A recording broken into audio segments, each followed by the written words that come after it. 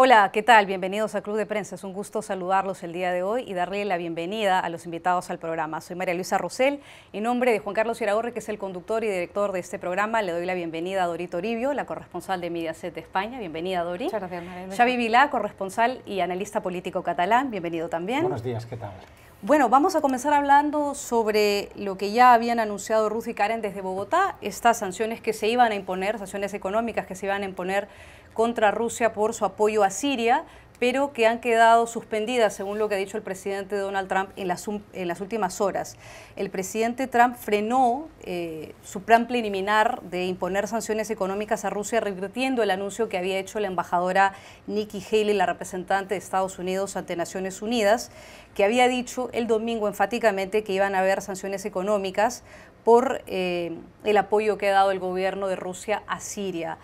¿Cómo se entiende este revés que da el gobierno de Estados Unidos, Dori? Primero dice que va a retirarse de Siria, luego dice que va a atacar Siria y luego, después que su embajador y su representante ante Naciones Unidas dice que van a imponerse sanciones económicas, se espera el lunes varias horas a que el secretario del Tesoro anuncie esas sanciones económicas y finalmente las sanciones no llegan. ¿Por qué el revés? Porque es Rusia. Este es el patrón que hemos visto ya otras veces con respecto a Rusia. Lo vimos, por ejemplo, cuando gran parte de la administración Trump acusaba a Rusia y decía que había pruebas de la interferencia electoral en 2016, sin embargo el presidente siempre se mantuvo mucho más ambiguo y mucho más tibio con sus tweets, por ejemplo. Pues este es exactamente el mismo ejemplo.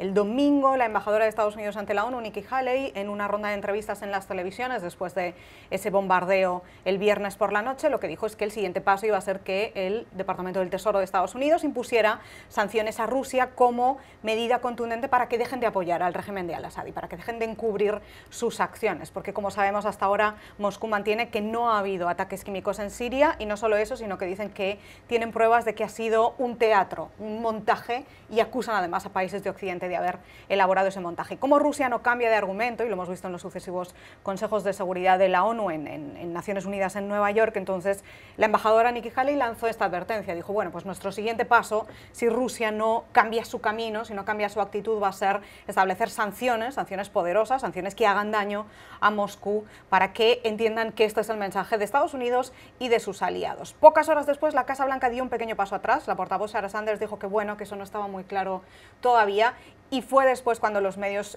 publicaron anoche que no solo Trump no está de acuerdo con nuevas sanciones a Rusia, sino que, por lo visto, según cuenta el Washington Post, la administración Trump llamó al embajador ruso aquí en Washington el propio domingo, después de las palabras de la embajadora Nikki Haley, para decirles que no, que tranquilos, que no iba a haber una nueva ronda de sanciones por esto. Y entonces, claro, estamos una vez más en este patrón en el que tenemos que preguntarnos por qué el presidente, por qué esta decisión sale del presidente de Estados Unidos, y como vemos, porque hemos visto escenificado, no están de acuerdo varios miembros de su administración con esta posición, con esta postura tan tibia, tan débil con respecto a Rusia. Tenemos que preguntarnos una vez más por qué. ¿Por qué Donald Trump no consigue mantener esa línea que él siempre dice que va a mantener dura con los países que no defiendan los intereses de Estados Unidos y en este caso en un conflicto tan complicado como es Siria? ¿Por qué no consigue ser duro con Moscú? ¿Por qué siempre es una de cal y una de arena? ¿Por qué palabras con discurso muy duro, pero a la hora de la verdad, a la hora de demostrarlo con acciones, el presidente Trump no es capaz?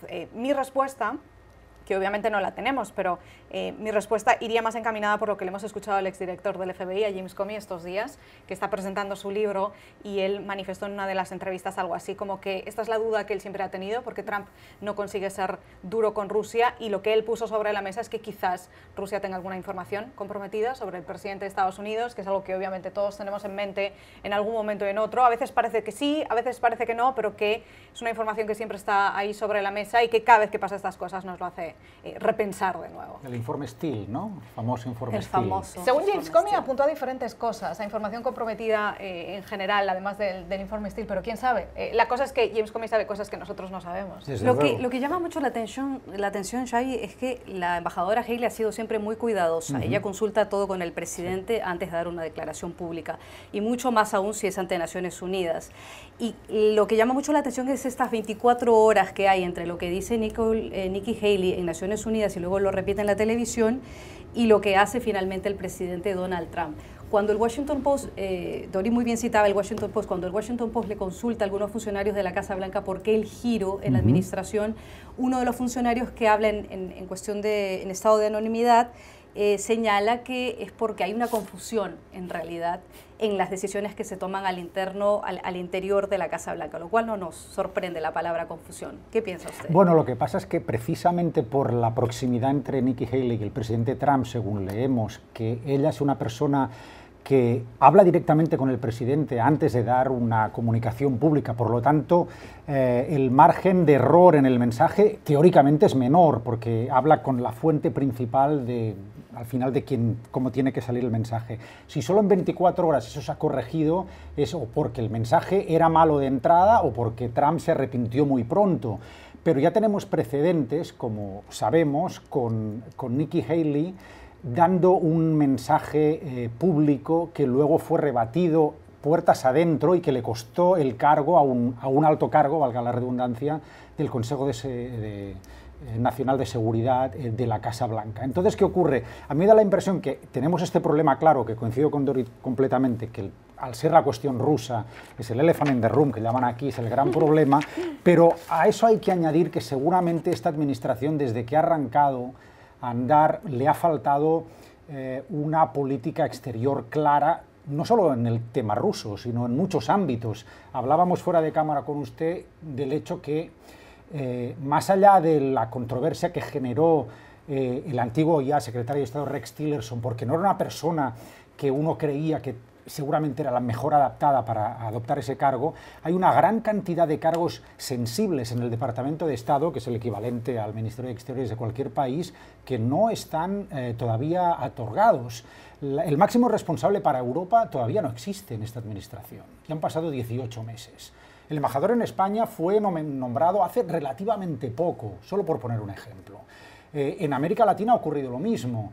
Ha habido embajadoras sensibles como la de México que se ha marchado protestando. Roberta Jackson se ha ido protestando porque la política internacional de la administración Trump es algo que ellos no ven claro. Por lo tanto, el descabezamiento del Departamento de Estado, del Consejo de Exteriores dentro de la Casa Blanca, demuestra también que hay un problema más grande dentro de esta administración a la hora de afrontar temas de política externa.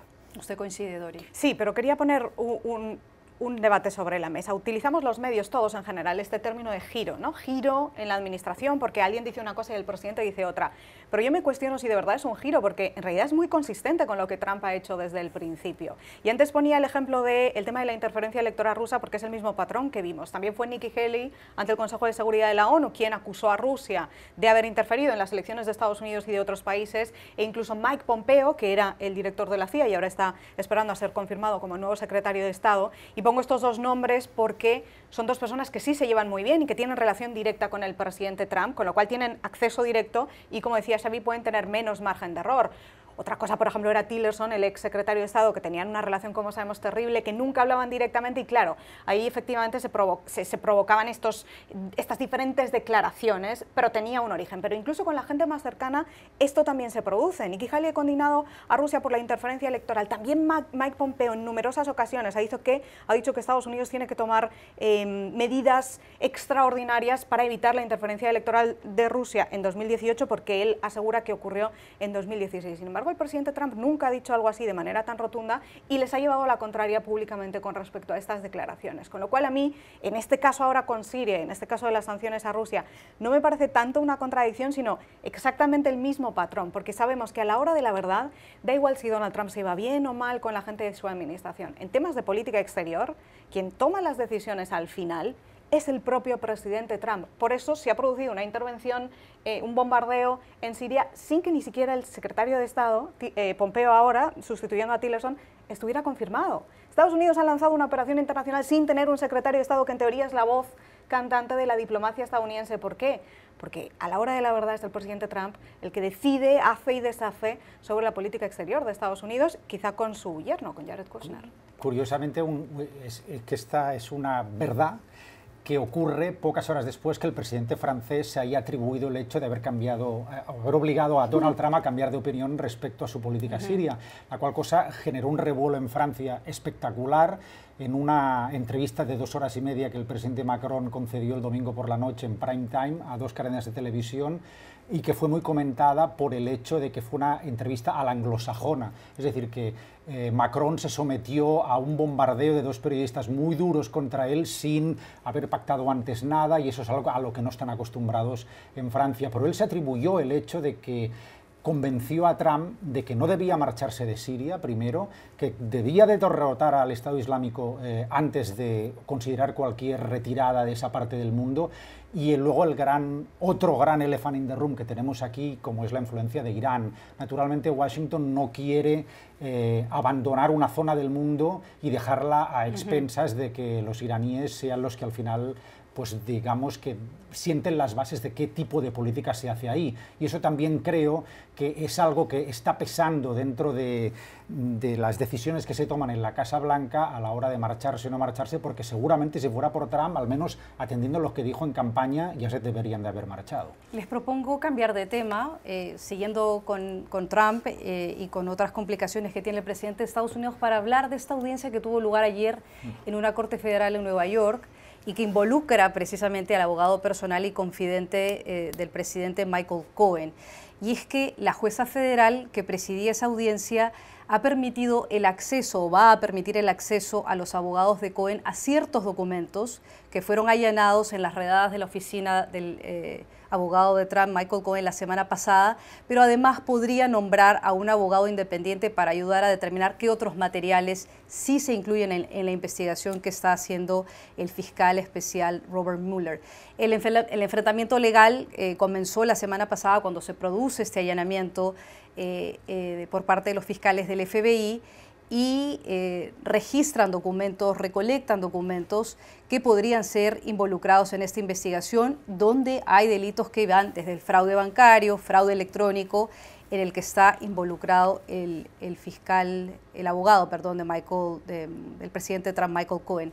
¿Qué va a pasar al final en esta batalla legal entre el presidente, su abogado, los abogados y la jueza, que tiene que tomar una determinación en los próximos días de saber qué permite y qué no permite que sea revisado e incluido en la investigación? Este es un problema grave que tiene el presidente de Estados Unidos, porque recordemos que aquí es altamente inusual que el FBI o la justicia en general produzca un registro legal a un abogado. Los abogados están protegidos aquí por el manual de los abogados de Estados Unidos. En teoría no es tan fácil producir un registro, y menos en este caso a Michael Cohen, que es el abogado del presidente de Estados Unidos. Y cuando se hace es porque se obtuvo una orden judicial a través de un juez independiente en Nueva York por la petición de la Fiscalía del Distrito Sur de Manhattan, y cuando el juez dice que sí a un registro a un abogado, eso significa que debe tener pruebas de que se ha cometido un delito, que la petición, en este caso la Fiscalía, cuando le dice al juez queremos registrar este domicilio o esta oficina, tenemos estas pruebas de que se puede haber cometido un delito, el juez tiene que reconocer esas pruebas como viables para poder autorizar el registro. Eso para empezar. El registro entonces es legal, altamente inusual, y damos por hecho que el juez, para aprobarlo, debía tener lo que se llaman causas posibles según la legislación de Estados Unidos. De ahí que ahora tanto Michael Cohen como sus abogados y el entorno de los abogados del presidente lo que están intentando es que la justicia tenga el menos acceso posible a todos esos documentos incautados, y lo que alegan es el privilegio abogado-cliente, este secreto entre un cliente y el abogado que se contrata, que están en teoría protegidos por la ley, a no ser que hayan cometido un delito. Y ese es el forcejeo que está teniendo lugar ahora ante ese juez en Nueva York. Los abogados de Trump y los abogados de Cohen intentan que se tenga el menos acceso posible a estos documentos, y sin embargo el juez lo que está diciendo es que, bueno, como hay ciertas pruebas y hay ciertas causas probables, lo que hay que hacer es revisar esos documentos de la manera más precisa posible. Y digo que es una situación grave para el presidente de Estados Unidos, no porque yo llegue a esta conclusión, sino porque él mismo nos lo ha demostrado en esa retahíla de tweets que ha estado lanzando en la última semana, y de declaraciones, incluso cuando estaba en plena reunión con su equipo de seguridad nacional internacional para lanzar un bombardeo en Siria, lo primero que tenía en mente el presidente y lo primero que nos decían los periodistas era sus quejas, sus protestas por este registro a su abogado. Sabemos que es un tema que le preocupa, sabemos que además es un tema que consideran injusto porque creen que se está vulnerando ese derecho, ese privilegio, esa protección entre el abogado y cliente, y generalmente lo que hemos aprendido en este año de presidencia de Trump es que cuando él reacciona así, de esta manera tan encendida, es porque uno le preocupa y dos, porque puede haber algo, y este es en el escenario en el que estamos.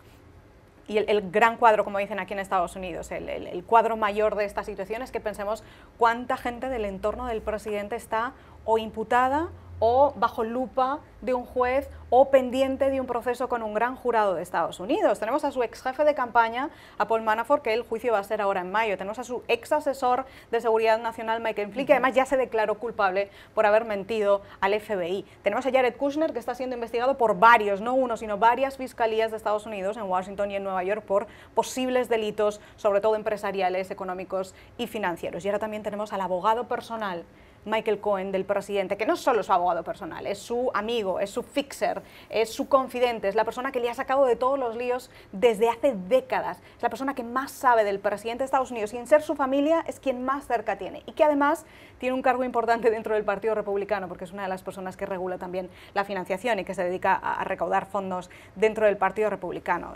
Por eso mi conclusión es que todo este tema es grave y además está estrechando el cerco contra el presidente y lo podemos ver claramente por sus reacciones. ¿Podrán los abogados del presidente, podrán los abogados de Michael Cohen impedir que esos documentos que han sido allanados sean finalmente confiscados y que no entren en la investigación de Mueller, o sí? Puede ser, o sea, es que legalmente cabe esa posibilidad, pero ¿sabe qué pasa? Que ya hemos entrado en un terreno que ya, al menos a nivel de opinión pública, la legalidad de este tema ya pasa a un segundo plano. Esto es de vergüenza ajena. Esto es lamentable. Es decir, yo aquí suscribo lo que está diciendo el exdirector del FBI Comey estos días en la presentación de su libro. Es decir, este señor no tiene catadura moral ni ética para ser presidente de los Estados Unidos. Oiga, estamos hablando de que ayer en un tribunal de Nueva York el abogado del presidente se presentó para defender la opacidad sobre determinados documentos metidos en una caja fuerte que quizá también probarían la involucración del presidente con una actriz pornográfica que estuvo presente en la audiencia. Que estuvo presente en la audiencia. Este detalle nos lo hemos dejado así. Papeles que esconderían la presunta vinculación del abogado de Trump con una figura de la televisión norteamericana, del canal Fox News, que se llama Sean Hannity, que por lo que descubrimos ayer también es cliente, a pesar de que este señor Hannity lo niega, del abogado de Trump. Este comentarista televisivo dice que no es cliente, que solo le consultó unas cosas de unas propiedades que tiene. Pero como sabemos que este presentador televisivo está constantemente asesorando al presidente Trump, sabemos que el presidente Trump pone en Twitter lo que ve en el canal de televisión donde trabaja este señor. Oiga, esto no es serio. Esto es una cuestión de ética. Es una cuestión de ética, es una cuestión de pronunciarse delante de la ciudadanía que te ha votado y la que no, de un modo que tenga unos estándares mínimos. Y yo creo que aquí se están rebasando todas las líneas rojas. Parece claro que Trump está luchando fuerte para que no lo acusen de lo que realmente le puede hacer daño, que es lavado de dinero, y de ahí es donde él está luchando, porque si se demostrara esa grave acusación, entonces el proceso para expulsarlo de la presidencia tendría más visos de verosimilitud que no en un caso estrictamente político. Tiempo para hacer una pausa comercial, ya regresamos a Club de Prensa. Regresamos a Club de Prensa y le damos la bienvenida a nuestro tercer panelista que se incorpora, José López Zamorano. Gracias por estar con nosotros. Gracias. El corresponsal y jefe de Notimex aquí en Washington. Estábamos hablando sobre esta audiencia que tuvo lugar y queremos darle por lo menos unos minutos para que usted comente el tema, José. Sí, gracias, María Luisa. Primero que nada, una disculpa. Es el metro de la capital estadounidense que es consistentemente caro y malo, ¿no? Se escandalizarían en México de saber cuánto cuesta. En México el metro cuesta, por ejemplo, 5 pesos y aquí te cuesta por horario y por distancia. Sí. En mi caso, por ejemplo, pagar $12 de metro de venir de mi casa a Washington DC, ¿te imaginas? Y siempre un servicio muy malo, pero bueno, era... No importa, acá estás.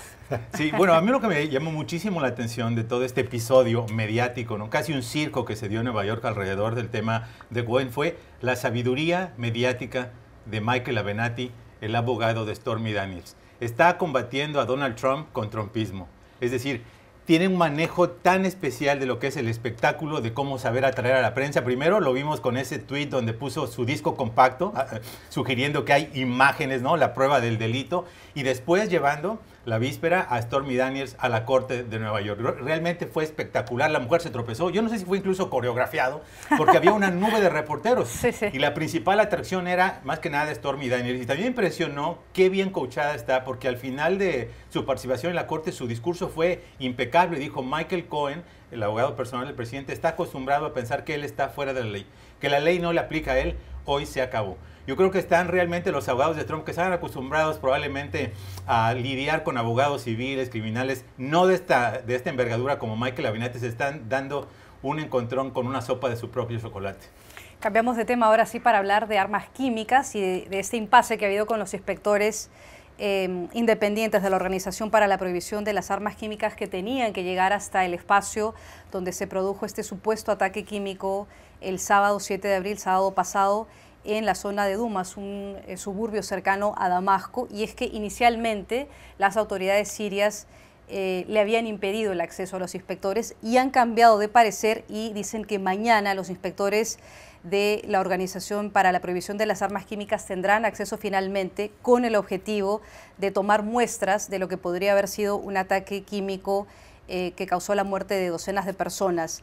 El ministro de Relaciones Exteriores de Rusia, Sergei Lavrov, en la BBC, en una entrevista el día de ayer, dio unas declaraciones bastante importantes y dijo que las potencias de Occidente y Rusia tienen en este momento la peor relación, peor que durante la Guerra Fría.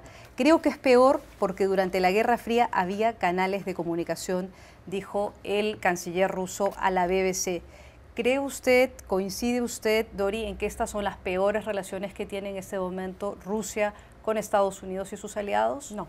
Y además me sorprende mucho que estas palabras salgan, por ejemplo, del secretario general de la ONU, de Antonio Guterres, que lo decía hace solo unos días, que estamos otra vez en la Guerra Fría. Me parece extremadamente irresponsable decir algo así porque, para empezar, esto no es nuevo. Esto es lo que siempre hacen Siria y Rusia ante un ataque químico o un posible ataque químico. Lo que hacen es retrasar, impedir, obstaculizar que cualquier equipo de investigación, especialmente los que vienen enviados por Naciones Unidas, por este grupo de la Organización de Prohibición de Armas Químicas, lo que hacen es o impedir que entren o retrasar. ¿Para qué? Para ganar tiempo. La teoría de muchos países occidentales es que lo que se hace mientras tanto, porque en teoría tendrían que haber tenido acceso el sábado, y ahora estamos a martes y parece que será esta noche, es ganar tiempo para esconder pruebas, destruir pruebas, mover equipamiento de un lugar a otro, dejar la escena del crimen, llamémoslo así, lo más limpia posible o lo más a su favor posible. Esta es la teoría que tienen muchos países occidentales y que lo hemos escuchado una y otra vez, porque esto se repite una y otra vez en el Consejo de Seguridad de Naciones Unidas. Y dos,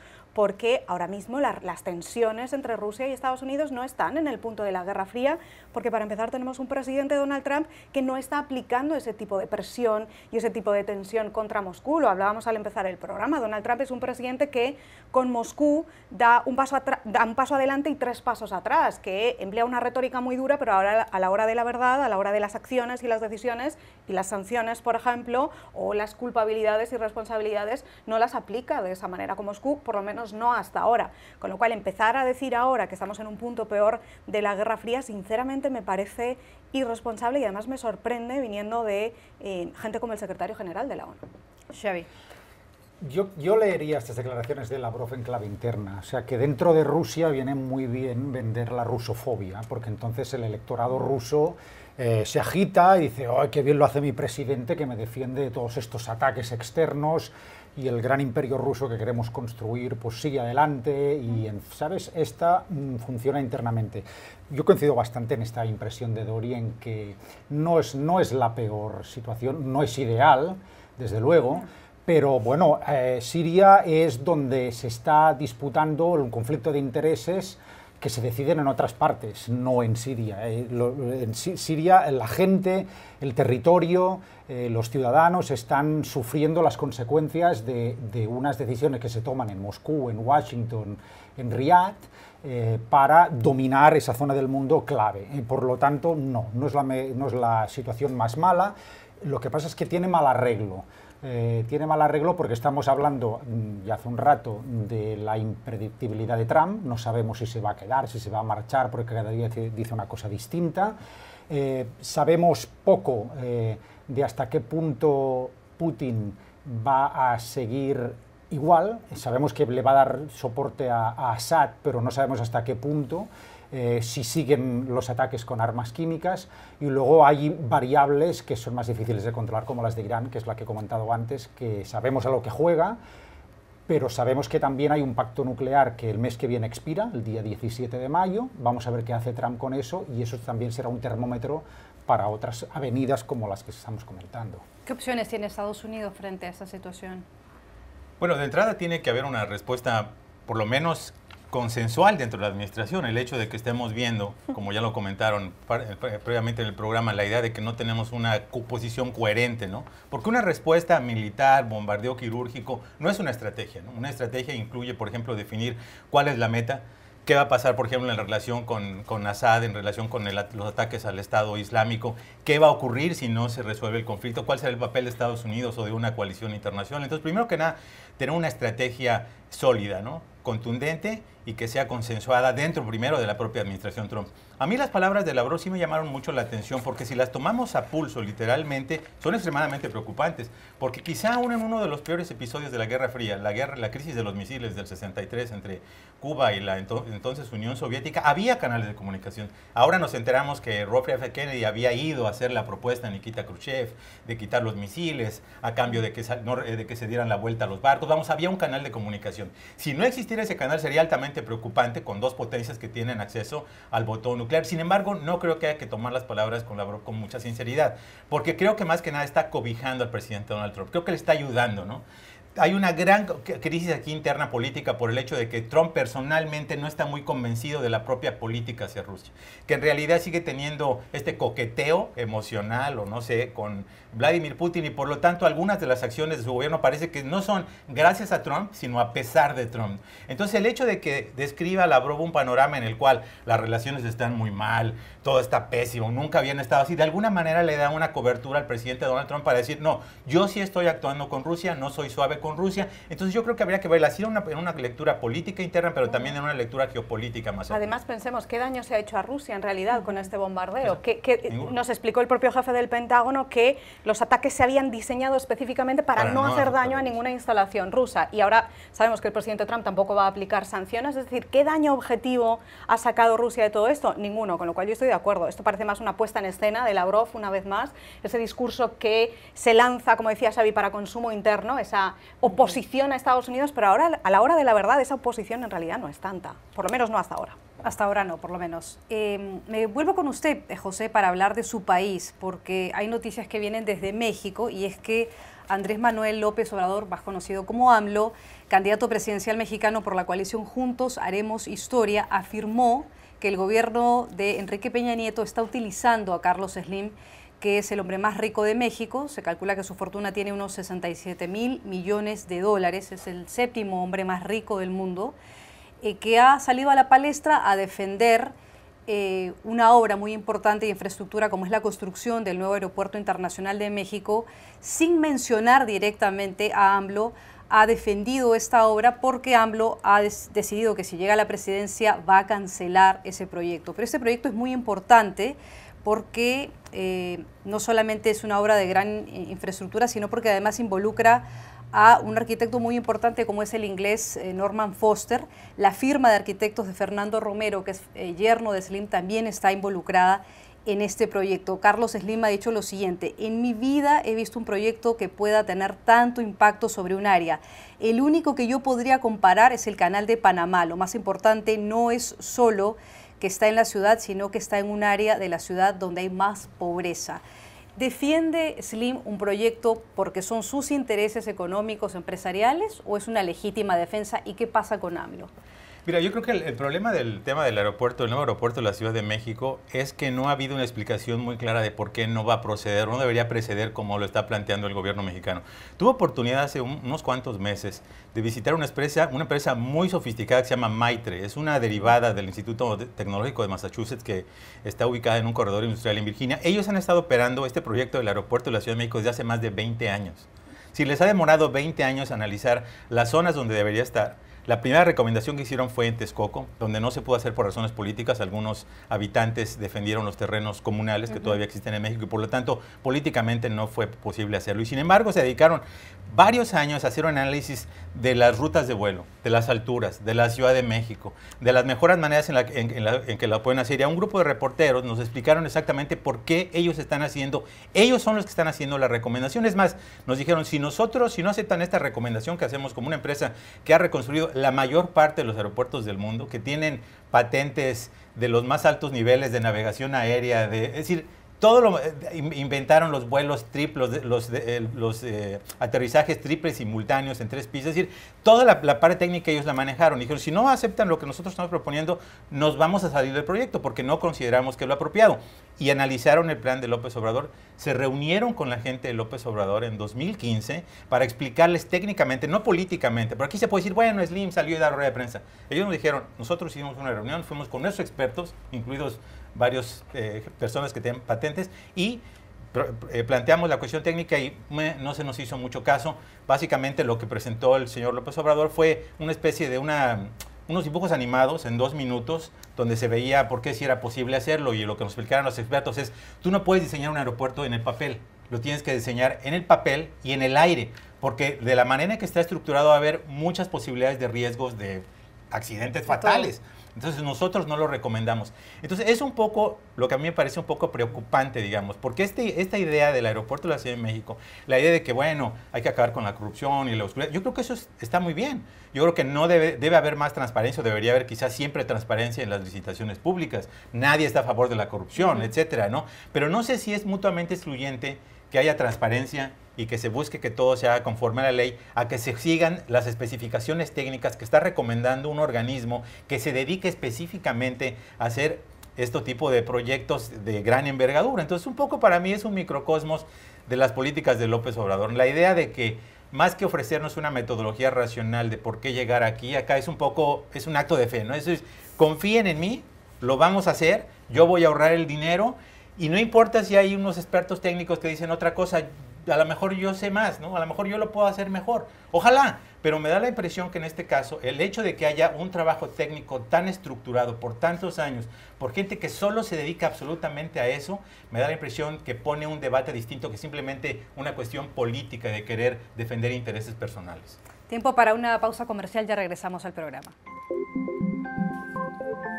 ¿Qué tal? Volvemos al programa para hablar ahora de una noticia buena en un día que es bastante complicado cuando hablamos de noticias falsas, de fake news del presidente Trump, y es que el Washington Post recibió premios Pulitzer en la categoría de periodismo de investigación por su investigación en la interferencia de Rusia en las elecciones del 2016 y por su cobertura en las elecciones especiales del año pasado para elegir un senador por el estado de Alabama. Todos recordamos ese famoso caso de las elecciones del escaño por el estado de Alabama que involucraba al candidato republicano Roy Moore. Las revelaciones del Post sobre este caso mostraron que había un historial, un patrón de conducta del candidato republicano involucrado en acoso sexual, y en el caso de la investigación sobre las revelaciones sobre Rusia, que incluían a la campaña electoral de Trump, también fueron importantes, según dice el Post, para preparar el escenario para la investigación del fiscal especial Robert Mueller. El New York Times y la revista New Yorker también ganaron premios Pulitzer por el servicio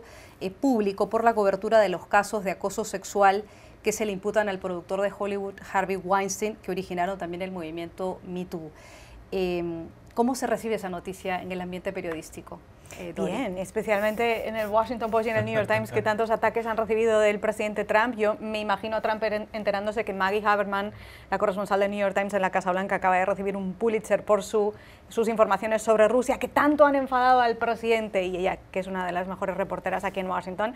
Claro, es un golpe de autoestima y de trabajo bien hecho y de reconocimiento que está excelente. Personalmente, además, me gusta especialmente el premio al New Yorker y al New York Times por cómo desvelaron todo el caso de Harvey Weinstein, que es un tema que ha circulado en los medios estadounidenses durante décadas, pero nunca las investigaciones se habían conseguido cerrar tanto para poder publicarlas y presentar realmente un caso tan sólido como ocurrió esta vez, especialmente toda la investigación realizada por Ronan Farrow en el New Yorker.